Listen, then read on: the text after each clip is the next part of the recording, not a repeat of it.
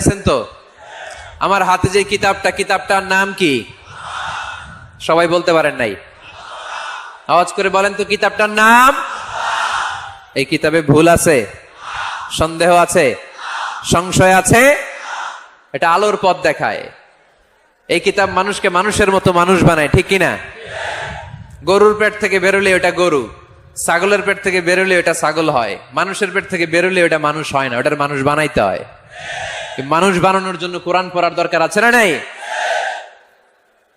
তাহলে নফল আবাদত করে আমরা আল্লাহর নৈকট্য পেতে চাই। এক নাম্বার যে আবাদতের কথা আপনাদেরকে শোনালাম সেটা হচ্ছে কোরআনের তেলাওয়াত। রাজি আছেন সবাই? ফজরের পরেই এই নিমসার এলাকায়, এই কুমিল্লা এলাকায় কোরআনের সুমধুর বাণীতে আমাদের গ্রামগুলো মুখরিত থাকতে হবে। আওয়াজ করে বলেন ঠিক কিনা? একটা সময় ছিল আমার বাংলার ৬৮,০০০ গ্রাম থেকে ফজরের পর কোরআনের ধ্বনি শোনা যেত।